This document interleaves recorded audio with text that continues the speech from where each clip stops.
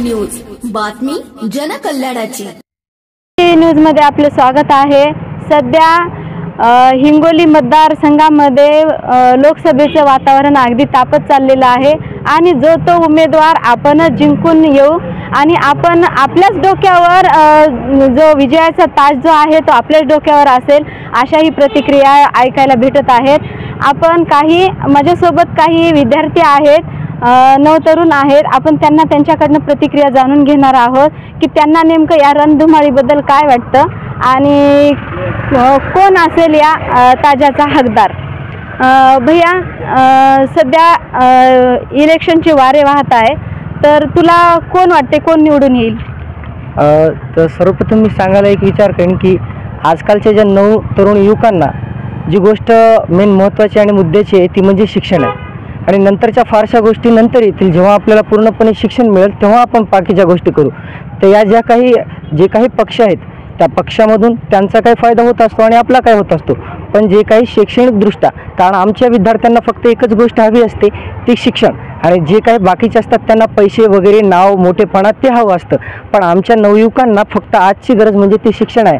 आणि मी असं सांगू इच्छितो की जे काही सर्व माझे नवतरुण बांधव असतील त्यांनी जे काही शिक्षणाच्या बद्दल जे काही नवीन चाली उभारत असतील, जे काही विद्यालय उभारत असतील किंवा शिक्षणाबद्दल जे काही प्रसार आणि प्रचार करत असतील त्यांच्यासाठी आपण मतदान करू इच्छिता, कारण आपलं हे अमूल्य मतदान आपण कोणासाठीही देऊ शकत नाही। कारण आपल्याला जो बाबासाहेबांनी अधिकार दिलेला आहे भारतीय संविधानाच्या माध्यमातून, तर आपलं हे अमूल्य मतदान आपण कोणालाही देऊन आपली सत्ता ही 5 वर्षांसाठी त्याच्या अधीन करू शकत नाही। त्यामुळे माझ्या नवयुवक बांधवांना मी सांगू इच्छितो की आपले अमूल्य मत हे आपल्या आवडत्याला नाही तर जे काही महत्त्वाचे कार्य करणार आहे या 5 वर्षाचा विचार करून आपण त्यांना मतदान करावे। आणि माझ्या मताने तर मी वंचित बहुजन आघाडी सांगेन, कारण आज गेले खूप काही वर्ष जे आपण पाहत आलेलो आहोत, बाकीच्या सर्वांना चान्स मिळालेला आहे आपली सत्ता गाजवण्याचा, पण श्रद्धेशी बाळासाहेब आंबेडकर यांना आणखी चान्स मिळालेला नाही। आणि भारतीय संविधानच सांगतं की प्रत्येकाला एक नवनवीन चान्स मिळाला पाहिजे, कारण सत्ता ही एका व्यक्तीच्याने चालू शकत नाही, प्रत्येकाचं अलग अलग मत असतं, अलग अलग मानसिकता असते। तर त्या मानसिकतेच्या आधारावर एक नवीन मानसिकता जी शैक्षणिकदृष्ट्या निर्माण होईल त्या एका विचारधारेतून मी श्री बाळासाहेब आंबेडकर यांचे वंचित बहुजन आघाडीतर्फे मी माझे 2 शब्द सांगितलेले आहे। तर यांचं म्हणणं आहे की जे बाळासाहेब काही विद्यार्थी माझ्यासोबत आहे, आपण त्यांच्याकडनं त्यांच्या प्रतिक्रिया जाणून घेऊ। भैया, तुला काय वाटतं, कोणता नेता तुला योग्य वाटतं की जो नाही करून तुमच्या तरुण पिढीसाठी, तुमच्या नोकरीसाठी, तुमच्या हक्कासाठी तुम्हाला नवीन नवीन योजना आणतील?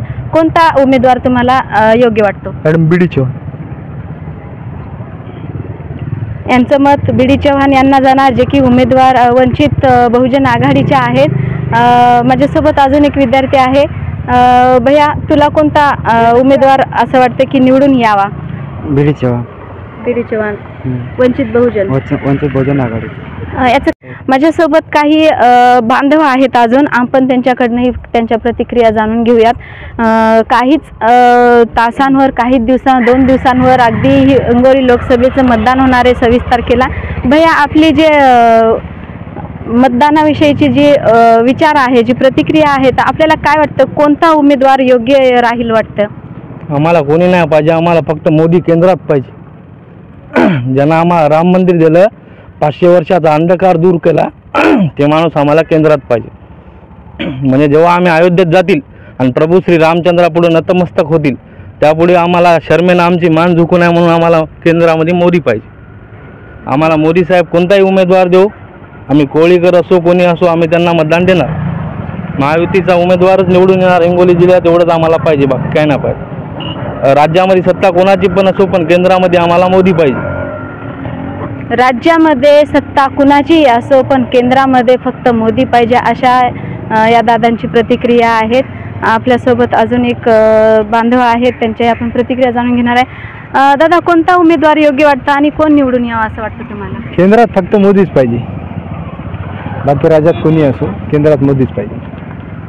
आम्ही ज्यावेळेस उपोषणाला बसलो होतो त्यावेळेस फक्त बाळासाहेब आंबेडकरांनी आमच्या विद्यार्थ्यांसाठी उपोषणाचा लढा मांडला, त्यामुळे बाळासाहेबांनी जो उमेदवार दिला तो निवडून देणं आमचं परम कर्तव्य राहील मॅडम. जो बाळासाहेबांनी जो उमेदवार दिला तो निवडून द्यायचं आमचं परम कर्तव्य आहे, अशा प्रतिक्रिया ऐकायला भेटत आहे. आपण काय सांगाल? मॅडम, मी वसमत विधानसभा 92 असलेल्या प्रत्येक खेड्यापाड्यातल्या विद्यार्थ्यांसाठी व इथं राहणाऱ्या लॅब करणाऱ्या रूम करणाऱ्या विद्यार्थ्यांसाठी मी आमरण उपोषणासाठी मॅडम मी 5 दिवस बसलो होतो. विद्यार्थ्यांना इथं ग्राउंड अवेलेबल नाही. काही विद्यार्थ्यांचा रनिंग करते वेळेस मॅडम सकाळी 5च्या सुमारास मृत्यू झालेला आहे, ते मरण पावलेले आहेत मॅडम. तर काही विद्यार्थ्यांचा असा होऊ नये म्हणून मॅडम ग्राउंड इथं बंद झालं होतं, त्यासाठी मी उपोषणाला बसलो होतो. तर कुठल्याही आमदार किंवा खासदाराचा मला पाठिंबा भेटलेला नाही. आणि जे होते पहिलेचे खासदार साहेबांनी येऊन का आम्हाला पाठिंबा दिला नाही, आमचा विषय कुठं त्यानं मार्गी लावलेला नाही. तर श्रद्धेय बाळासाहेब आंबेडकरांनी आम्हाला पाठिंबा दिला, म्हणून मॅडम आम्ही जे श्रद्धेय बाळासाहेब आंबेडकरांना ज्यांना उमेदवारी दिलेली उभं राहण्याची, तर आम्ही त्यांनाच मतदान करू. बाळासाहेब आंबेडकरांनी ज्यांना उमेदवारी दिली आम्ही त्यांनाच मत करणार आहे, अशा काही प्रतिक्रिया ऐकायला भेटत आहे. भैया, आपला उमेदवार कोण असेल? काय तुमच्या समस्या असतील असं खासदार झाल्यानंतर त्यांनी सोडवतील असं वाटतं? BD चव्हाण मॅडम आमचे खासदार असतील अशा मी विचार करतो. आणि समस्या काय नाही मॅडम, फक्त नीती नियमाने जे पेपर तलाठीमध्ये घोटाळा झाला, जे आता पेपर फुटायचे प्रकरण चालू आहेत ते सॉल्व्ह व्हा मॅडम, दुसरं काहीच नाही हवं आम्हाला. फी कमी व्हावी असे प्रश्न आहेत मॅडम. जे घोटाळे झाले ते घोटाळे होऊ नयेत, किंवा ज्या शालेय फीस वाढलेल्या आहेत त्यांचा दर वाढलेला आहे, तो जो कोणी उमेदवार असेल, जो कोणी खासदार होईल त्यांनी ते कमी करावे, अशा या विद्यार्थ्यांकडनं प्रतिक्रिया येत आहे.